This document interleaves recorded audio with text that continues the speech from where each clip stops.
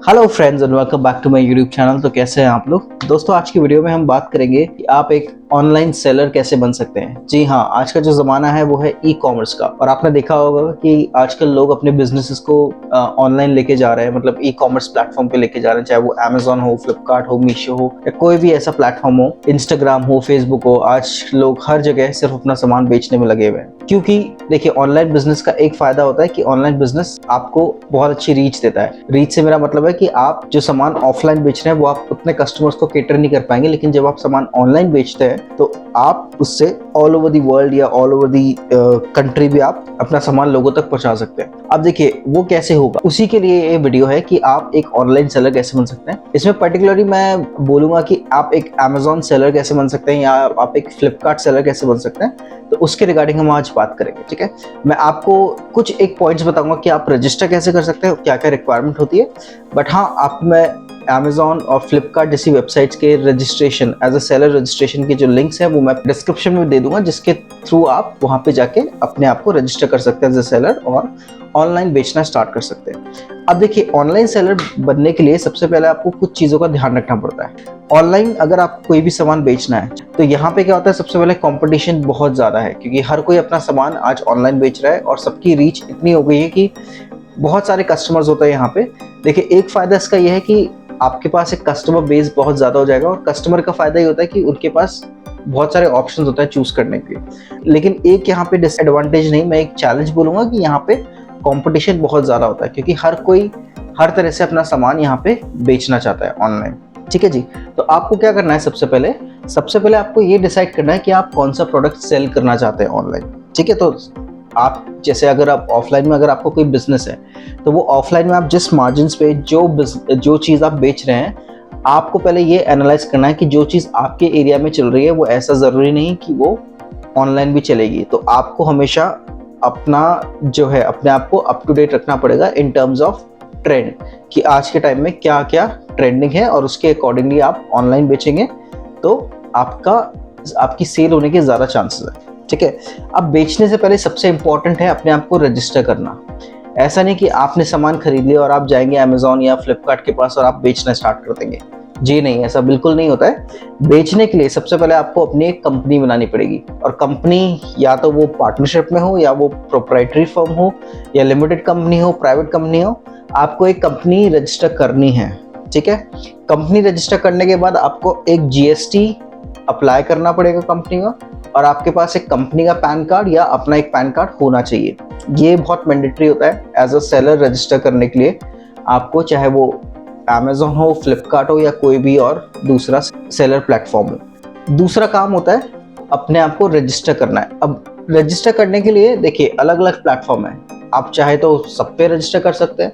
अगर आप चाहते हैं कि आपको ज़्यादा मैनेजमेंट नहीं करना पड़े अपनी इन्वेंट्री का, या आप अगर एक कम वॉल्यूम से स्टार्ट करना चाहते हैं, तो आप एक ही प्लेटफॉर्म पे भी रजिस्टर कर सकते हैं। अब देखिए मैंने जैसा क्यों पहले बोला कि आपको सबसे पहले अपनी कंपनी रजिस्टर करनी पड़ेगी और जीएसटी निकलवाना पड़ेगा, क्योंकि ये एक मैंडेटरी रिक्वायरमेंट होती है। अगर आप किसी भी ऑनलाइन प्लेटफॉर्म में अपने आप को रजिस्टर करेंगे तो जीएसटी और कंपनी चाहिए ही चाहिए होगा। अगर आपकी कंपनी रजिस्टर नहीं है तो वो आपको एंटरटेन नहीं करेंगे, क्योंकि सारी जो कंपनीज है, अमेजोन है, फ्लिपकार्ट है, कोई भी और तीसरी कंपनी है, वो भी एक कंपनी है। ठीक है, तो उनको भी एज अ कंपनी ट्रांजैक्शन ही करना पड़ता है। ठीक है, तो अगर कोई भी बिना रजिस्टर करे आ जाएगा तो ये अबाइड बाय लॉज नहीं है, मतलब कि ये कानून के तहत नहीं होता। इसलिए वो भी मेक श्योर करते हैं कि जब भी कोई सेलर वो ऑनबोर्ड कर रहे हैं वो एक रजिस्टर्ड कंपनी हो जिसका अपना एक जीएसटी और पैन कार्ड हो। अब देखिए इसमें जैसे आप रजिस्टर हो गए, अब आपके पास ऑर्डर आने लग गए। ठीक है, तो ऑर्डर आने के बाद क्या होता है, ऑर्डर आने के बाद सबसे पहले आपको ये देखना है कि आप डिलीवरी कैसे करेंगे।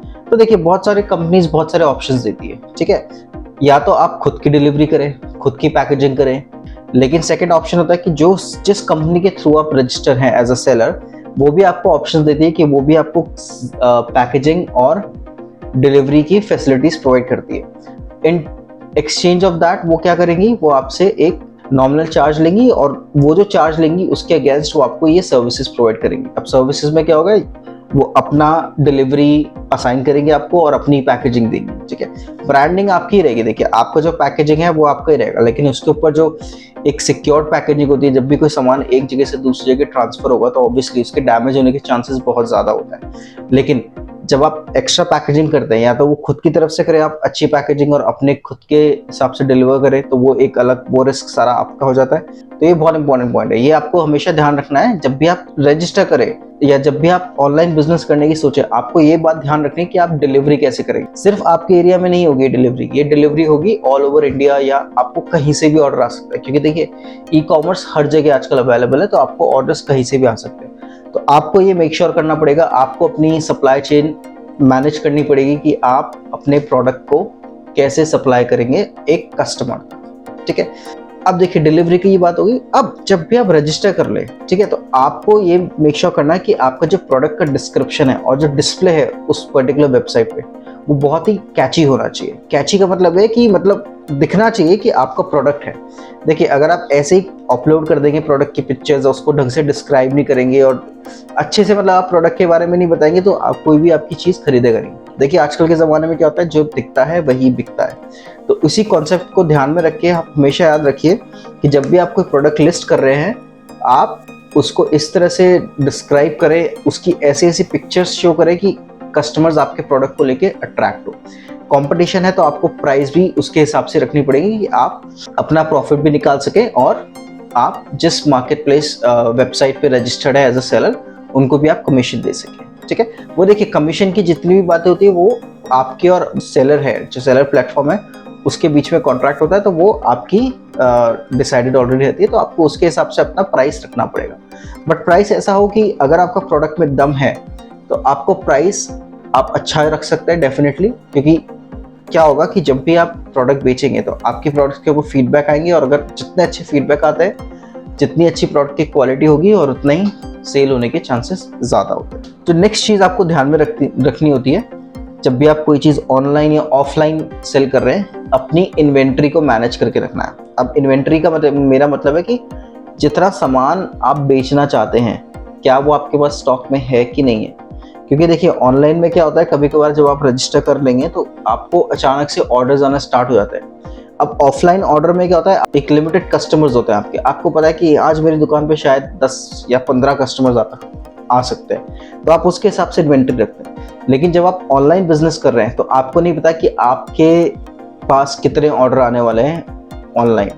तो आपको हमेशा मेक श्योर रखना है कि आप इन्वेंट्री मैनेज रखें। आप अपनी इन्वेंट्री को इस तरह से मैनेज करके रखें कि अगर आपके पास बहुत सारे प्रोडक्ट्स, बहुत सारे ऑर्डर्स भी आ जाए कुछ दिन में या एक दिन, तो आप उनको फुलफिल कर सकें। तो वो बहुत इंपॉर्टेंट होता है। और ये सब आप कैसे कर सकते हैं, जैसे आप रजिस्टर कर लेंगे तो आपके पास एक डैशबोर्ड होता है। ठीक है, सेलर प्लेटफॉर्म पे एक डैशबोर्ड आपको प्रोवाइड किया जाता है, जिसके थ्रू आप अपनी इन्वेंट्री मैनेज कर सकते हैं कि कितने प्रोडक्ट्स आपने बेचे, कितने अभी स्टॉक में हैं, और कितना पैसा आया, कितना रिफंड्स आए, अगर कुछ ऐसा होता है, अगर आपके कितने रिटर्न्स आए, तो वो सब चीज़ें आप एक डैशबोर्ड के थ्रू मैनेज कर सकते हैं, जो कि आपके सेलर प्लेटफॉर्म द्वारा ही आपको प्रोवाइड किया जाता है once you register as a seller on their platform.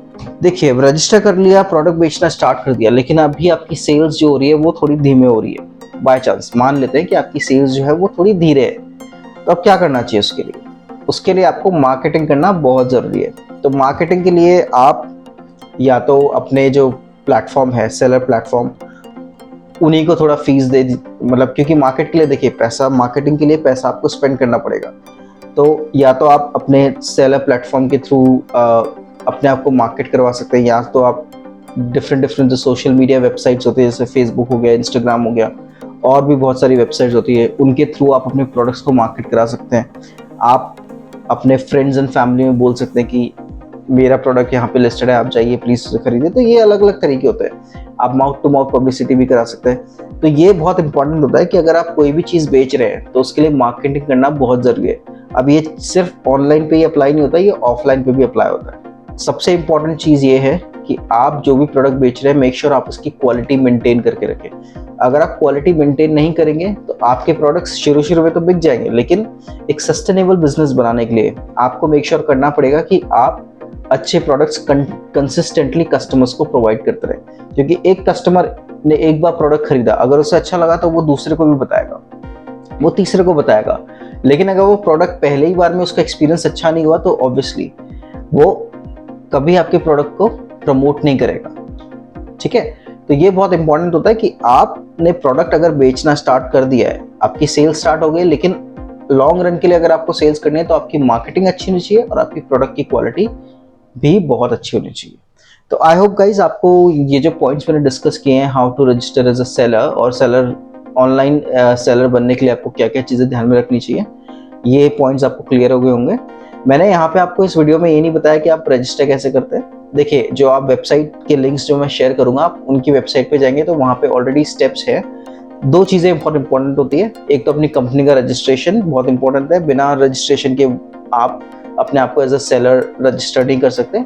Second important होता है जीएसटी और पैन कार्ड। तो ये दो चीज़ें हैं, तो आप अपने आप को रजिस्टर कर सकते हैं अलग अलग प्लेटफॉर्म पे एज अ सेलर, और इसके थ्रू आप ऑनलाइन बिजनेस करके अच्छा पैसा कमा सकते हैं। ठीक है गाइस, तो मिलते हैं नेक्स्ट वीडियो के अंदर। अगर आपने मेरे चैनल को सब्सक्राइब नहीं किया है तो प्लीज़ सब्सक्राइब कर दीजिए, वो जो बेल आइकन है उसको दबा दीजिए ताकि आपको और भी मेरी वीडियोस की नोटिफिकेशन टाइम टू टाइम आती रहे जैसे मैं वीडियो अपलोड करूँ। और अगर कोई ऐसा टॉपिक जो आप चाहते हैं कि मैं अपने वीडियोस के द्वारा कवर करूं तो प्लीज़ मुझे कमेंट सेक्शन में बताइए, ताकि मैं उसकी एक अच्छी रिसर्च करके आपके लिए एक वीडियो बनाऊंगा। Till then take care, bye bye and जय हिंद।